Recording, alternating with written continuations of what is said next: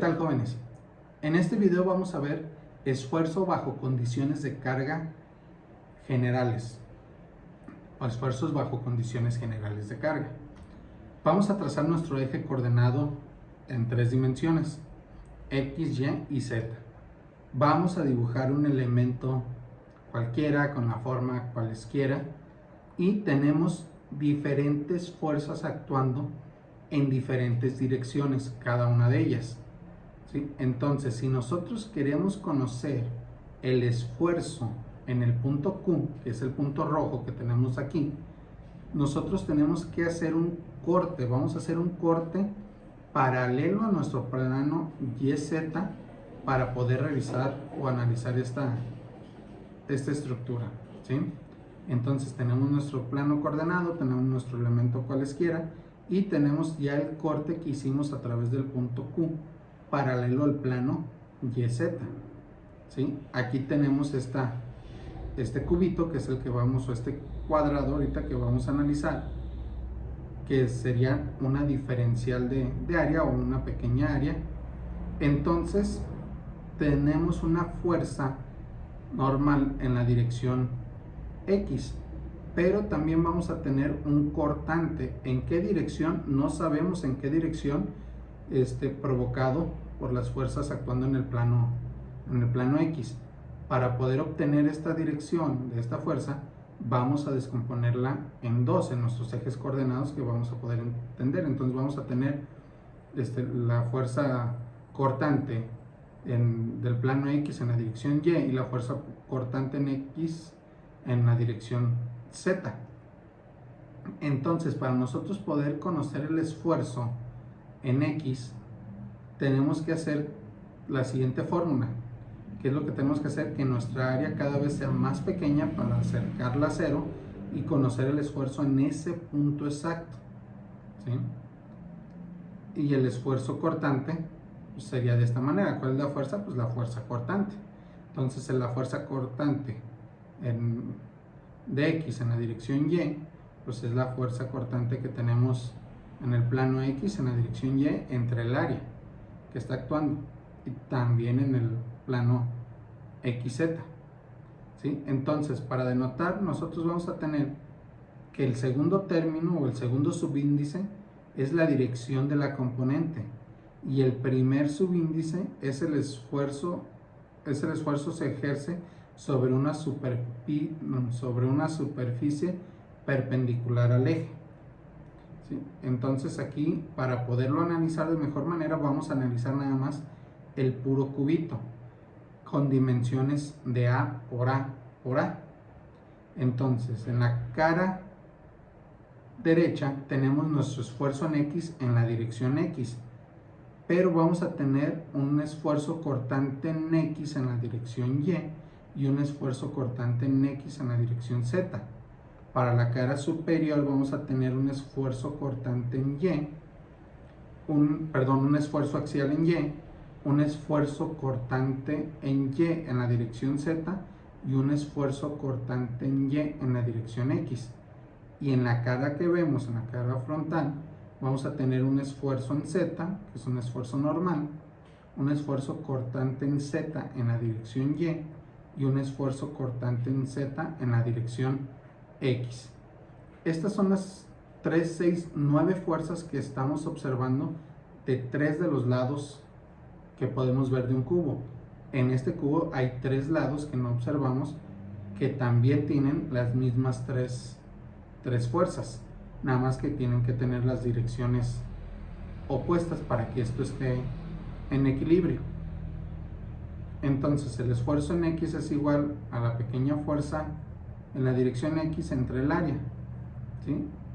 Pero para poder analizarlo bien, nosotros vamos a despejar nuestro componente de fuerza. Entonces la fuerza va a ser igual al esfuerzo por el diferencial de área. Entonces, ahora quitando los temas de los esfuerzos para tenerlo en fuerzas, pues esas serían las fuerzas que tendríamos en nuestra cara derecha, las fuerzas de la cara superior y las fuerzas de la cara frontal, ¿sí? No hicimos otra cosa más que despejar la fuerza de cada una de las fórmulas. Entonces, como se los comenté hace rato, si hacemos una sumatoria de fuerzas en X, esto tiene que dar 0, porque si no nos da 0, quiere decir que este cubo se está desplazando en alguna dirección, porque la sumatoria de fuerzas en X no nos da 0. La sumatoria de fuerzas en Y tiene que ser 0, y la sumatoria de fuerzas en Z tiene que ser 0. Para poder analizar un poco más sencillo ahora la sumatoria de momentos, vamos a ver nada más la cara frontal, donde tenemos en el plano de la pantalla el plano XY, y hacia afuera de la pantalla tenemos el eje Z. Entonces aquí tenemos nuestras direcciones iguales y opuestas, las fuerzas iguales y opuestas en el eje X, que la fuerza es igual al esfuerzo en X por el diferencial de área, y tenemos los cortantes también en direcciones opuestas. Vamos a tener nuestros esfuerzos en Y en direcciones opuestas y nuestros cortantes en Y. Entonces de aquí observamos, si nosotros queremos hacer una suma de momentos en X, en Y o en Z, esto tiene que dar igual a 0. Las únicas fuerzas que nos van a producir momentos alrededor del eje Z son las fuerzas cortantes. ¿Por qué? Porque las fuerzas axiales están pasando a través de nuestro eje, entonces no tiene ningún brazo de palanca. En cambio, esta fuerza cortante y esta fuerza cortante hacen que esto gire así, y esta fuerza cortante con esta otra hace que gire en el otro sentido. Entonces, si nosotros tenemos una sumatoria de momentos en Z, vamos a tener la siguiente expresión, que tau XY por el área multiplicado por el brazo de palanca, que es A, que es la dimensión de nuestro cubo, menos tau YX por el área multiplicado por el brazo de palanca, también que es A. Si nosotros despejamos esto, tenemos que nuestros esfuerzos cortantes XY es igual al esfuerzo cortante YX, ¿sí? Entonces el esfuerzo cortante XY es igual al esfuerzo cortante YX. Por lo tanto, podemos deducir lo mismo para las otras dos direcciones, que el esfuerzo cortante YZ es igual al esfuerzo cortante ZY, y el esfuerzo cortante ZX es igual al esfuerzo cortante XZ. Entonces, ¿qué consideraciones de diseño debemos de tener?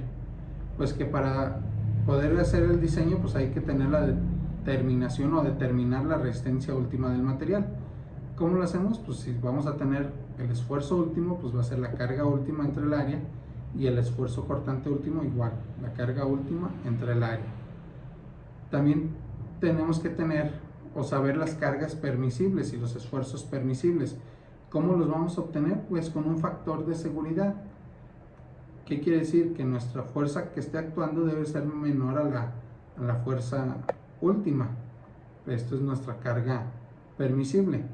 Vamos a tener un factor de seguridad que no es otra cosa que la carga última entre la carga permisible, o el esfuerzo último entre el esfuerzo permisible. En el tercero, tenemos que tener una selección de un factor de seguridad adecuado. ¿Por qué? Porque tenemos que seleccionar un factor de seguridad de acuerdo a lo que estemos analizando o diseñando. Para esto tenemos 7 consideraciones. La primera es que el factor de seguridad va a depender de las variaciones en las propiedades del elemento bajo consideración, el número de cargas esperadas durante la vida de la estructura, que esto lo vamos a conocer si sometemos una estructura a varias cargas repetidas. Pues ¿qué va a pasar con la estructura? Se va a cansar la estructura de estarle aplicando y retirando esa carga. Esto lo vamos a conocer con el término de fatiga de la estructura. También tenemos los tipos de cargas. Dependiendo del tipo de cargas que estén actuando en nuestro elemento, va a ser el factor de seguridad que estemos proponiendo. Tipos de falla. Esto es algo muy importante. Dentro de las estructuras vamos a tener dos principales tipos de falla.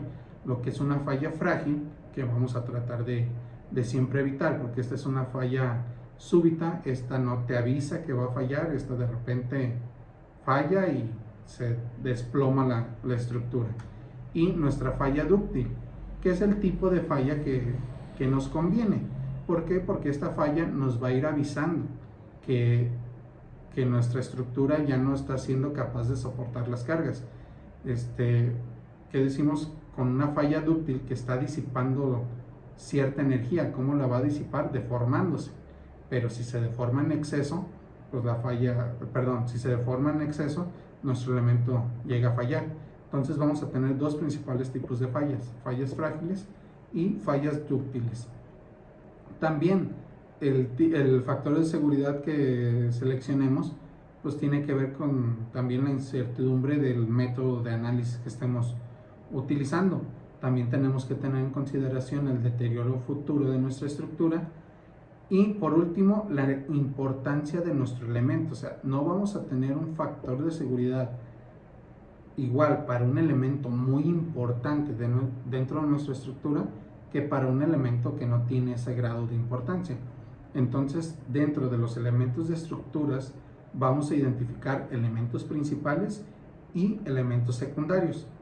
Esto que nos dice que el factor de seguridad para un elemento principal tiene que ser más riguroso que para un elemento secundario. ¿Sí?